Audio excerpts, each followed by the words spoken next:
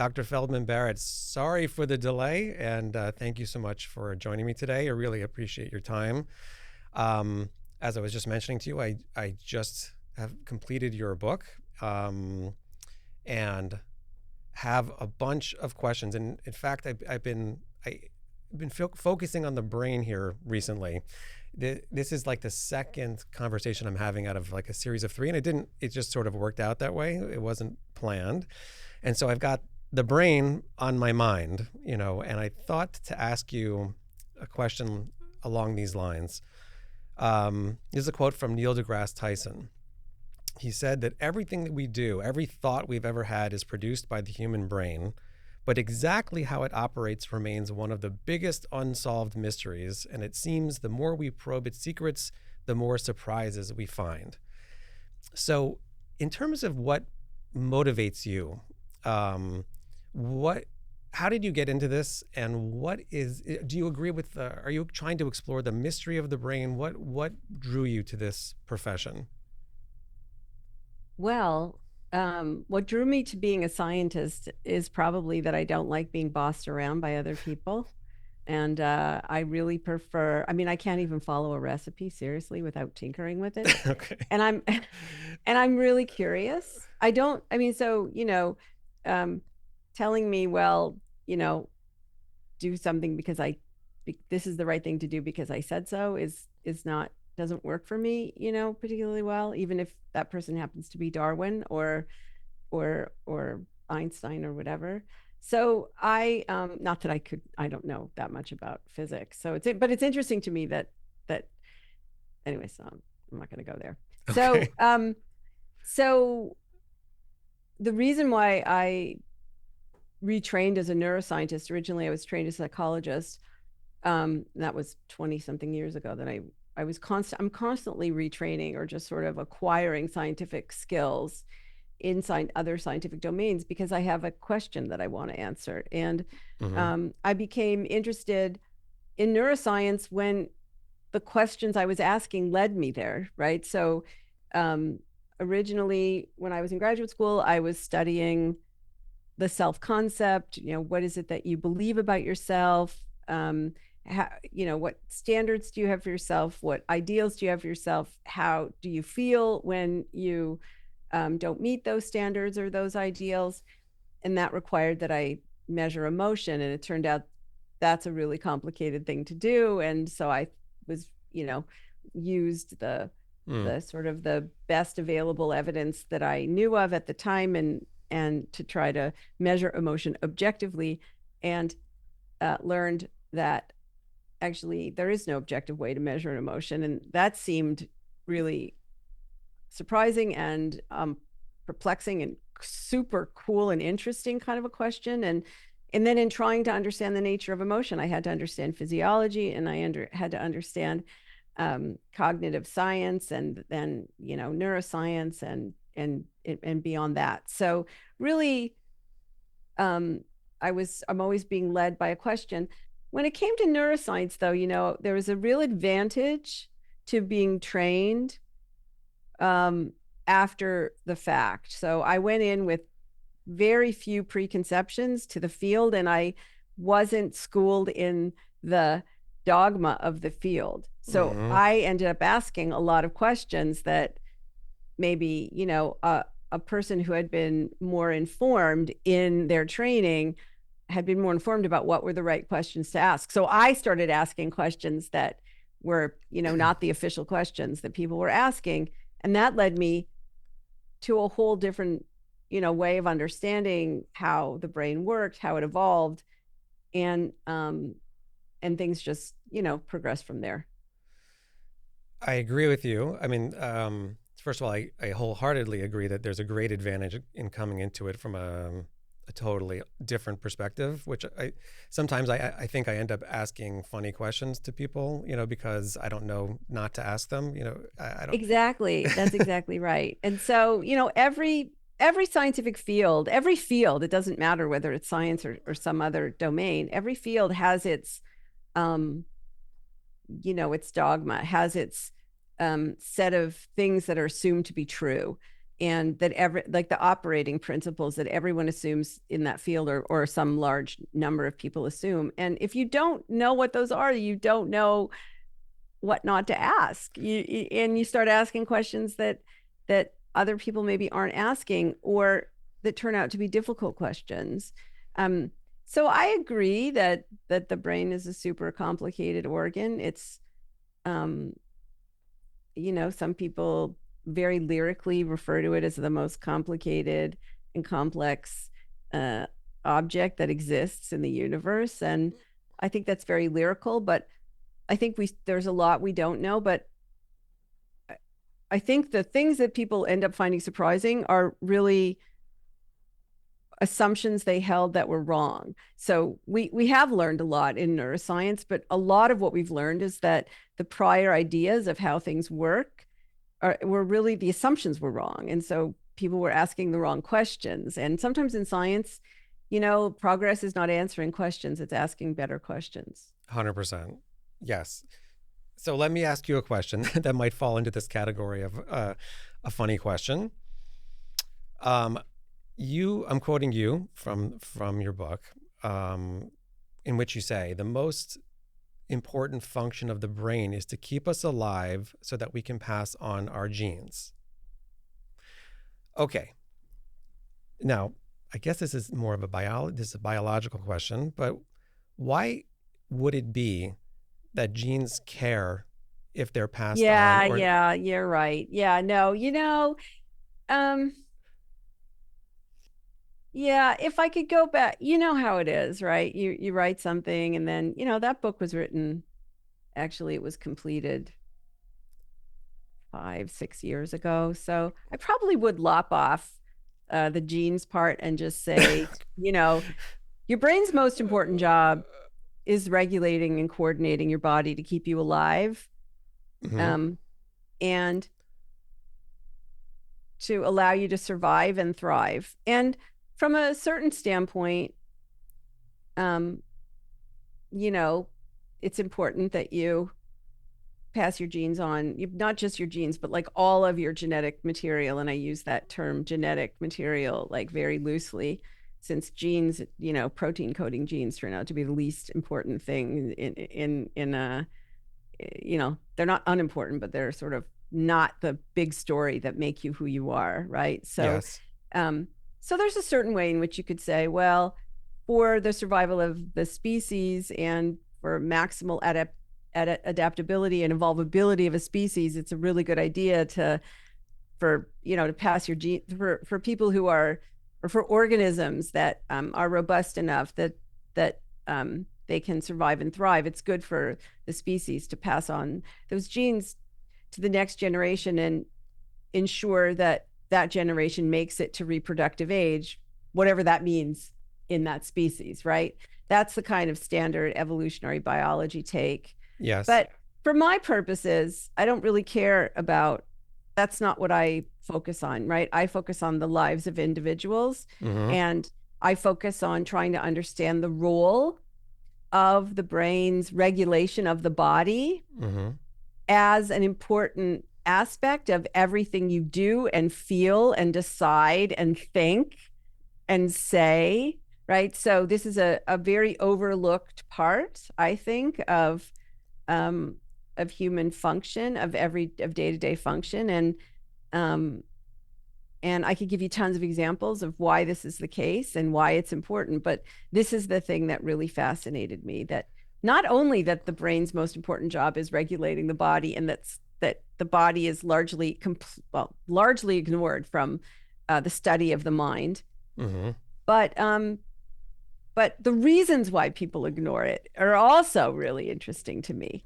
So it's not just the fact that it's ignored, it's also, why do people ignore it? Why do people think that their body has nothing to do with what they feel or what they think or what they say or what they do or what they decide in a given moment? To me, that's really fascinating. So why do you think so?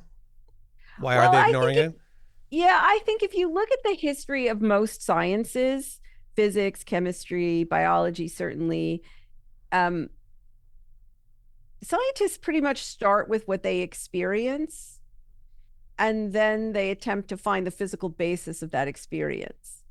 and in the maturation of a scientific field, historically speaking, it's anchoring and adjusting away from your own experience as a scientist, as the premise for asking important and meaningful questions.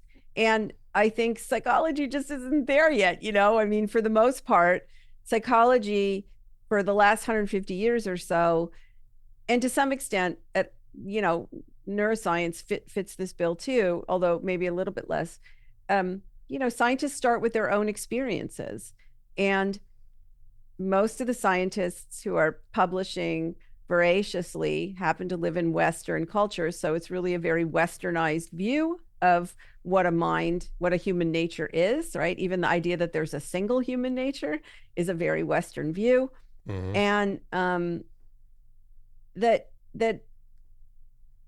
so you start with your experiences, and then you start asking about the physical basis of those experiences. And we're not wired to experience our bodies directly. Like, we don't feel every heartbeat, every Sure.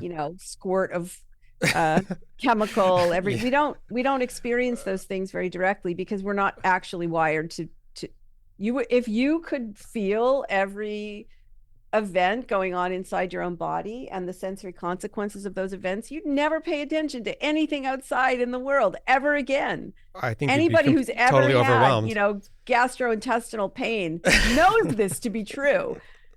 So, That is, yes, that is absolutely true. And I'd like to get on to the psychological aspects, and I know it's important to you, the emotional world, and how this all impacts people, and I think that's the most important thing too.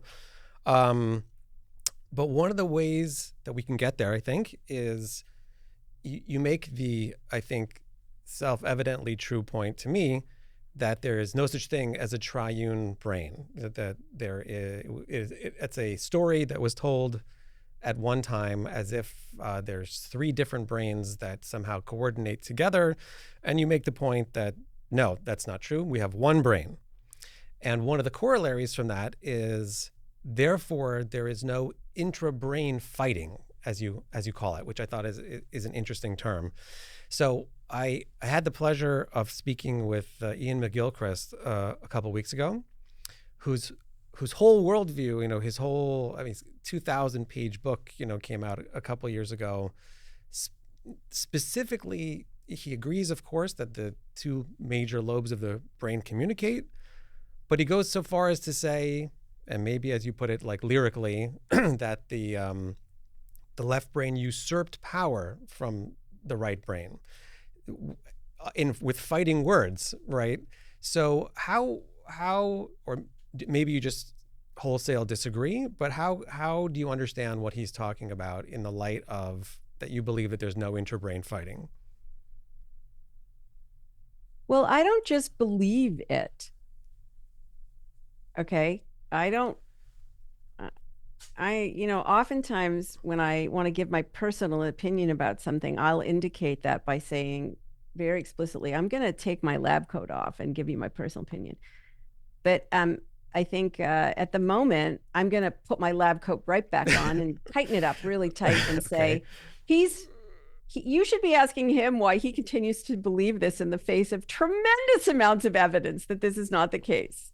I mean, I can't, I write about something and communicate it to the public because I think there's a sufficient amount of evidence to suggest that this is a reasonable way to see things. So the idea that any part of your brain is emotional and any other part of your brain is rational, and that the two are battling it out for control of your behavior, is not supported by the best available evidence. And it's a super cool story that goes all the way back to Plato. And it's a morality tale. It's an origin story about human morality in the West. Mm-hmm. It is not, however, an origin story for how brains evolved or how they work, to the best available evidence that I am aware of.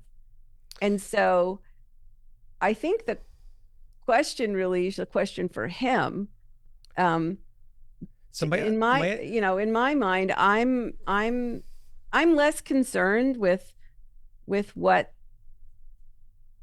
people write, and I'm more concerned with what the observations show and what are reasonable inferences from those observations. So I don't know what to tell you.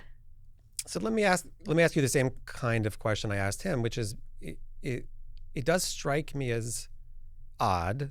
I mean, I obviously this is the reality, and you have to accept the reality for what it is. But it strikes me as odd that that particular organ is the way it is, meaning that it's just cleaved right down the middle, with these very separate lobes. I know that the corpus callosum unifies them. Why? What is the advantage of those aspects of the brain being so detached from each other? I just don't think that this is the way that any developmental neuroanatomist or neurobiologist would describe a brain. How would they describe it? First of all, the brain is not cleaved down the center. You have a whole subcortical set of clusters of neurons that make up a large portion of your brain, not the largest portion, but certainly a large portion that is not cleaved anywhere. You only have one subcortical stalk of neurons there, And sure, there are some neurons that are, paired on the left and right. But there are a large number of collections of neurons that are not. And you also have a cerebellum that is, very large part of your brain, again, which is not cleaved as with a left and right. Yes. So I think, first of all, it's a very,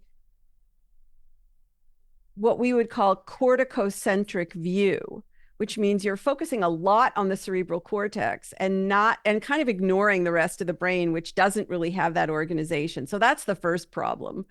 But I think the second problem is, there are, I think if you look, in order to answer that question, you don't look at an adult brain and say, why is it structured like that? You go back to an embryo and you look at the way that a brain is set up from an embryo, right? An embryo has when an embryo is has a neural tube and a neural crest, there are neurons being born in a particular order off those parts of the embryo, and those neurons migrate into particular places. And so the questions that you want answered, you don't answer them functionally by some inferred function, psychological function of a cerebral cortex. You go back and you look at the evolution of the brain, and that's where you start to ask questions. So, for example, and I don't know if this holds for why we have two lobes and a corpus callosum, which is massive, by the way. And even now, there's evidence from split brain patients whose corpus callosi, I guess you would say. Yeah. The corpus callosum of these patients has been severed, and the evidence that the two lobes are functioning, like that they have these two separate characteristics and whatever, is really questionable. I mean, that's not my evidence. I didn't publish that paper. It was published in the last couple of years, which, calls into question really the basic foundation of this left brain, right brain kind of idea. But there are lots of questions that people ask, and they look for functional answers when they're looking really in the wrong place. So you don't look at an adult brain and look at the putative functions that somebody has inferred that brain, that those parts perform, and then start to reason about that. Really what you do is you start with the ecology of the animal, the evolution of the brain, of that nervous system of that animal, the development, meaning at the embryologic level. And that's where you start to ask questions. So for example, some people ask questions about, why does the cerebral cortex, why is it folded the way, it looks like this wrinkly kind of sheath on top of the subcortical areas. And if you take the cerebral cortex and you lift it off the rest of the brain and you stretch it out like a napkin, it's like flat and it's got layers. And people ask questions about, well, why is it wrinkled up like that? And it turns out that the answer has something to do with the physics of how cells can create tissues and best be how many cells can you pack into a really small space, basically. Right. And so the folding patterns have something to do with that. They don't have anything to do necessarily with the improvement in cognition or whatever people Right. It's like the come IKEA up with. packaging, what can you get in the box? Yeah, exactly. And so of course you can, so this is the problem, I think, in general with starting with your own experience and then trying to ask questions based solely on your own experience. I think, first of all, half the world doesn't make distinctions between cognition and emotion. Like, there are cultures for whom that distinction just doesn't make any sense. Okay. Maybe half the world is maybe a bit extreme at this point, because Western views are really, there's this pervasive globalization of Western views. But there are distinct cultures that don't for thinking and feeling are part of the same event. They're features of the same event. They're not at war with each other. There are some cultures for whom mental experiences and physical experiences of your physical body are not distinct, whereas in our culture, they're very distinct. So you can ask questions about why people believe those things. You can ask questions about, how does the folding of the cerebral cortex, how do those folding patterns contribute or in any way impact neural processing, or the speed of processing, or the speed of action, or the speed of learning? But the question of why, like, why would things be this way? Obviously, there's an answer. Scientists can never answer that question. That's not a scientific question. That's something called teleology, which scientists don't deal with. They shouldn't deal with it. If they're good scientists, they don't go close to that with a 10-foot pole, unless they're evolutionary biologists and they have some really good reason for saying so. But most evolutionary biologists I personally know and I've read stay away from the teleology question with a 10-foot pole. You don't want to know why. You want to know how, and you want to know what's happening, how is it happening, but you don't ever ask, well, in the grand scheme of things, why did it work like this? Because evolution just doesn't work. It doesn't work with why questions. Yes, I understand that from a scientific perspective. I think the general public probably likes the why questions a lot more. Well, great. And one of the things that we do when we talk to the public is we say, let's think about the kinds of questions that science can answer and answer really usefully for you. Like, right. How is it that that why questions won't really be useful for you? Or if you want to ask those questions, ask them in some other way and talk to, a theologian, or I don't know, talk to somebody who has something to say about that. But the only thing I have to say about that is that's a really fun dinner party conversation. Right. But it's not a question I would ever ask. And it's not like I didn't start off with this view and then I was as surprised as the next person. Frankly, you said it makes a lot of sense to you. I was really surprised to learn that that it's been known for more than 50 years that the brain didn't evolve in layers, and that the only lizard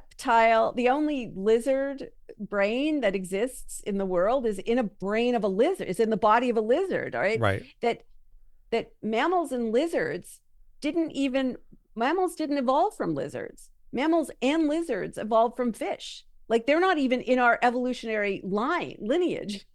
So the idea that, to me, that was really surprising, because like the next person, this is what I believe because I wasn't a neuroscientist. Right. And I also think it's super interesting, like how did it happen that the really, the really aha moments for understanding, for learning that the brain didn't evolve this way and it's not structured this way. Those discoveries were made in the 60s and the 70s, right? And when did, this idea has been around for a really long time, but it really took off in 1977 when Carl Sagan talked about this idea, the triune brain idea, Mm-hmm. in the Dragons of Eden. So that's an irony. And, why is it? I think it's really interesting to ask, why is it the case that people still believe this? And they kind of, you have very esteemed thinkers still writing books talking about the limbic system, or about the, some part of the brain being emotional and some part of the brain being rational. And that, so telling this really old Platonic story, you know, about morality, about what it means to be a good person or a healthy person, in modern psychiatry, um, and being led by that to talk about brain function and structure. And I think that's a really interesting question. Me too. Um, can I ask you a question about neuroplasticity? Sure. Okay. First of all, that's another amazing concept. The idea that you can have cells that can be adapted, if I'm describing it correctly, they can change. They can change their configurations. They can pathways that were once set up one way can be sort of broken open and then reestablished. And you can correct. I'm sure you'll correct me if I'm wrong. How I'm describing that, but there's. Are you familiar with the work of Jeffrey Schwartz at UCLA? He with OCD patients. Basically, he shows how the brain can be rewired, that OCD patients have certain patterns of thinking that are detrimental to their lives. And by being trained to go against their natural instincts of how you should do things, those neural pathways break down, if that's probably the wrong way of saying it, and they reestablish in healthier ways. So again, I hope I don't ask an annoying why question to a scientist, but or an amusing why question. I mean, we don't necessarily. I'm not annoyed. I just I just think it's funny that we just gravitate to that direction. But anyways, please finish your question. Okay, about so yeah. Who is instructing the brain to make that change? And I don't. Yeah, I understand. I think I understand what you're asking. So first of all, I think that the way that you're describing neuroplasticity is, maybe I might tweak it a tiny bit. So I might say, brains are constantly tuning and pruning, meaning the neurons are constantly, for example, neurons are constantly sprouting little buds, on their, so the dendrites. Yeah, on the dendrites. I don't know how much your listeners not so much, know. but I've read a little. There's the sort of the canonical neuron, right, has these branches out at the top above the cell body that receive chemical signals from other neurons, and also from glial cells, and which are surrounding the neurons. And they're constant. So this is something I found super fun and surprising. They're constantly budding little receptors all over the place randomly. And the ones that are used stick and they stay, and the ones that are not get absorbed back. Interesting. So there's nothing direct. There's no director indicating, well, you little nubs, you stay, and you little nubs, you leave. No, it's just that if they're used, they stay, and if they're not used, they're absorbed back. And this is happening kind of all the time. Similarly, I would say that neurons, so when you're born, you have almost all the neurons you're ever going to have. Hmm. So humans don't grow new neurons in most places. We have one or maybe two places where we grow new neurons. And but for the most part, you're born with what you've got, and you just slowly lose them over your lifetime. Except, when you're my age, that starts to get a little more rapid. Um, but so for a long time, scientists were asking, well, why are these parts of the brain special? Why do we grow new neurons here?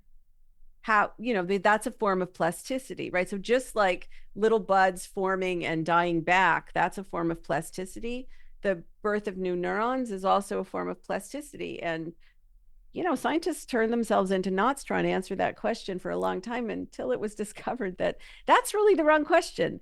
The proper question to be asking is, how come humans are so weird in that we don't birth new neurons everywhere in our brains, but other animals do? So Interesting. there are, yeah. And the answer that some scientists have come to, at least, so this is you know, like any answer in science, it's really like, this is our best available guess based on the best available evidence that we have, is that humans are very long lived.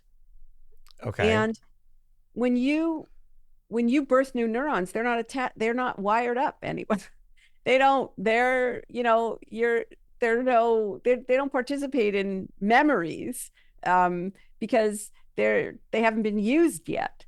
And so the hypothesis would be, maybe in very long-lived animals, there's less new neuron birth, because when you lose a bunch of neurons, sometimes other neurons can step in, but it means that you lose memories. And when for a long-lived animal, memories are really important to being able to function. So that's like a very simplistic description of what is a more complicated question, um, about why it is that humans generally don't have the capacity, except in one or two places, to birth new neurons. Another form of plasticity, though, is the dying back of connections between neurons, or the thickening up or the thinning out of the fatty wrapper around the axon of a neuron, which, so, and again, I'm assuming that your listeners know something about the anatomy of a neuron, but this, again, the canonical neuron, has a cell body, and then at the top, it's got these branches like a tree, Right. and those are the dendrites, and then there's a long trunk, and Yes. usually there's actually many different trunks or different branches off that main trunk, but those are all called axons, and they carry electrical signals. And then at the bottom are, sort of like, you know like Roots. roots, I guess. So when the electrical pulses make it to the bottom, to the ends of the axons, the where the roots are, they release chemicals into a space, and then other neurons, that their dendrites, pick up those chemicals, and then that's how signals are passed in an electrochemical kind of a flow. And there's a fatty wrapper around many, but not all neurons, that will speed the electrical. It's like insulation, think of it as. And that fatty wrapper can thin or it can thicken. So that can, when it thickens, it speeds the electrical signaling, and when it thins out, it slows them down. That's a form of plasticity. Sometimes connections die back because they're not being used. So all those are forms of plasticity. We could sum them up by calling them tuning and pruning. You're tuning, meaning you're strengthening certain connections when you use them, and you're pruning. Your brain is pruning itself. The neurons prune when the connections that are not used are lost, because neurons are expensive little buggers. Like your brain is costs 20% of your metabolic budget. So, and so what you say about, I don't know the work of Jeffrey Schwartz, you said, I don't Yeah. know his work specifically, but what I can tell you is every brain is always tuning and pruning. throughout your entire life, this is the case.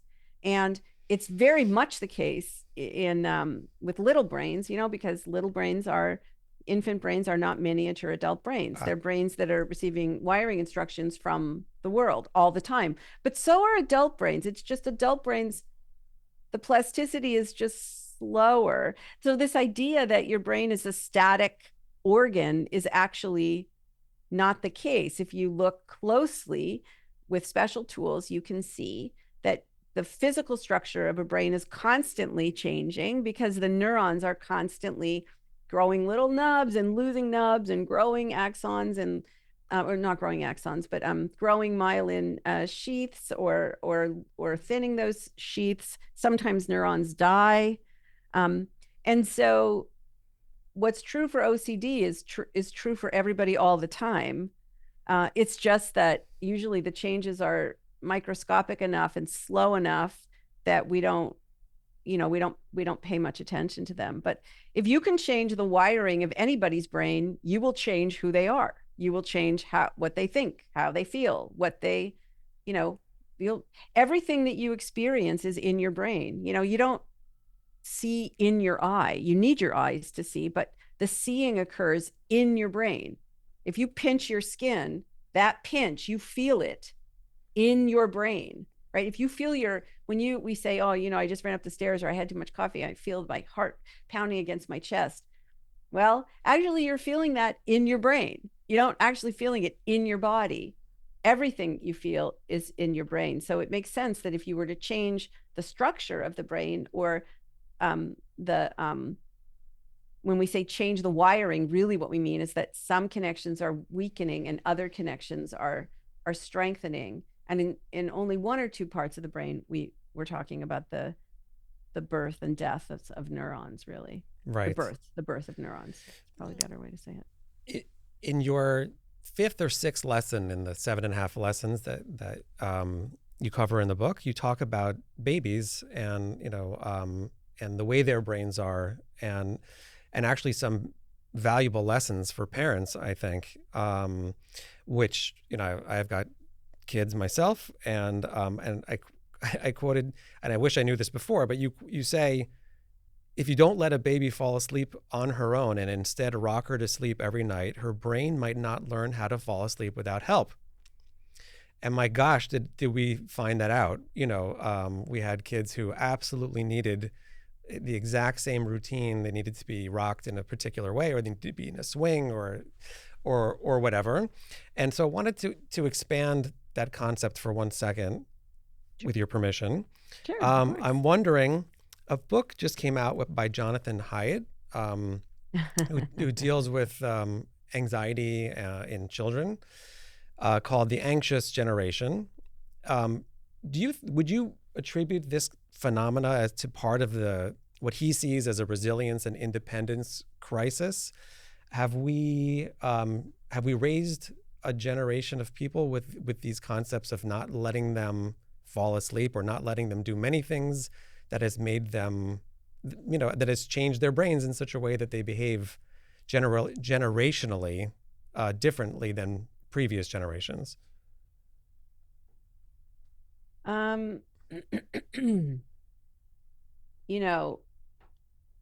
What I will say is that it's possible to agree with an observation at 20,000 feet. You know what I mean? Like the gist. And then really maybe not agree about the details. Yep. So I think in John's thinking, he tends to want to take what is a complex phenomenon and reduce it to like one or two or maybe four, I think, in this book, like big causes. But as far as I know, nothing works with those kinds of mechanistic causes, right? That's an old way of thinking about cause, and really cause works a little differently. So do I think that that there's a crisis of anxiety and frankly depression? It's not just anxiety Do I think there's a crisis? For sure. I mean, I think it's ironic though, because there were a number of years for which I was making that argument and he was saying, he argued with me that that wasn't true. But anyways, just, he's come around. People, get credit for paying attention to the data. And he's trying to help parents. And I think that's super important, right? And yes, I think that I wouldn't say we changed their brains. I think infant brains are not miniature adult brains. They are brains that are wiring themselves to the sensory signals they are receiving. They're really wiring themselves to their own bodies, okay? So, for example, your brain, when you were born, your eyes were at a certain distance in your skull, and your brain wired itself to the signals at that distance. So if hypothetically we could take your brain and stick it in somebody else's skull where the eyes were at a different distance, you wouldn't see out of those. That's interesting. So the brain is wiring itself to the body and the sensory surfaces of the body. You hear the way you hear because your ear is a particular shape. And if it changes its shape, you'd have a hard time hearing. You'd have to relearn that plasticity, And babies are also not born able to, their brains can't perform the most basic function that brains need to do, which is coordinate and regulate the child's body. Babies can't burp by themselves. Like you have to do everything for them, right? Yeah. And what you're doing is you're managing their metabolism. You're managing the amount of uncertainty and versus predictability. All of that has metabolic consequences for a developing brain. And it turns out that those metabolic consequences are super important to how that brain develops. So there's a longer story here, a little bit, which is in, a couple of the essays in my book touch on this. But what I would say is that, can you look at one or two causes and say, or four causes and say, well, this is the reason why, kids are experiencing pervasive, challenges in mood? I think the answer is no. There are lots and lots and lots and lots of small factors that are adding up to a very big effect. And the same factors that will impact one child don't really impact another child in the same way. So yes, I think that, here's just one example. This is just one example. When carbon dioxide levels change just ever so slightly, you have carbon dioxide sensors in your body and that send information about carbon dioxide to your brain. Carbon dioxide is tightly regulated in the body and in the brain, right? It's tightly regulated, just like oxygen, tightly regulated. It has to do with, particularly carbon dioxide, has to do with the many things about the blood, including the pH of the blood, which is tightly regulated. So small changes in carbon dioxide, really small changes, can actually affect how you feel. It can affect the ease with which your brain is regulating your body. And in a lot of research has been done in other animals showing that slight changes in carbon dioxide have huge effects, actually. In humans, I wouldn't say they have huge effects, but that's a nudge. So we are living at a time when there is increasing carbon dioxide levels. So does that mean that that's the cause of this epidemic? No, it's not the cause, but it makes certain things more likely, and it nudges the system in a particular direction, right? And not in another direction. So there are some kids who have very robust, they have, their nervous systems are easy, there are some kids who are just easy, right? Their brains regulate their bodies and it's really easy. And for other kids, they're born with nervous systems where it's really hard. It takes a lot more to keep that kid from going off the rails. And so what parents are doing, what parents need to do, the optimal level of sort of knowing when to step in and knowing when to step back, like the optimal level of uncertainty, the optimal level of frustration, the optimal level of discomfort, is different for different kids. And as a parent, you try to calibrate. So do I think at the like 60,000 foot level that he's onto something? I do. Do I think that cell phones are the problem? I think cell phones are a tool. Tools can Okay. be used well and they can be used poorly. I think that there are other things. There are other ways that I would describe what's going on. There are other things that parents need to look for. But I do think that I do agree with him in the sense that we live in a culture that just generally believes, just generally, that if you feel bad, it Yes. means something is wrong. Yes. And sometimes we feel bad because we're doing something really hard. Mm-hmm. The goal is not to feel happy. And this is a longer point, but research shows if you aim yourself at feeling happy, it's really bad for you in all kinds of ways. So I think that so I think he kind of has a point there, but I also think that I would be looking at I would be giving I would be approaching this differently. I would be approaching this as if the problem um, is complexly caused, which means there are probably a lot of factors to consider. Each one is, contributing weakly on its own, but when they interact, when you find them together, they produce a really big effect. And that effect, unfortunately, is producing in some kids anxiety and in other kids depression. And sometimes one follows the other, and the order in which they follow each other tells you something about, like, sometimes anxiety is not bad, Yeah. and sometimes arousal, just feeling like jittery, you don't have to make sense of that as anxiety. It's just uncertainty. Right. So it's just a lot more complicated than I would tell a much more nuanced story, I think, and I'd probably point to a lot, maybe different factors than maybe he's pointing to. But on those points, I think he definitely has a point. Not that we're creating snowflakes, but that that you have to create optimal circumstances for your kid to not to harden up, but to be flexible and resilient. Mm-hmm. You can't be resilient if you never have a challenge. Of course. This is a huge topic, and I'm sure there's a lot to say about it. I know you have a hard stop. I think it's now. Can I give you a 5-second question? Yeah, Yeah. let me just Okay. let me just put off my next meeting. So Really fast. yeah, okay, yeah. I'm meeting Dr. Lisa Miller next week, who writes a lot about spirituality and psychology in the brain. You can give me 30 seconds. Is the brain wired for what might be called a spirituality?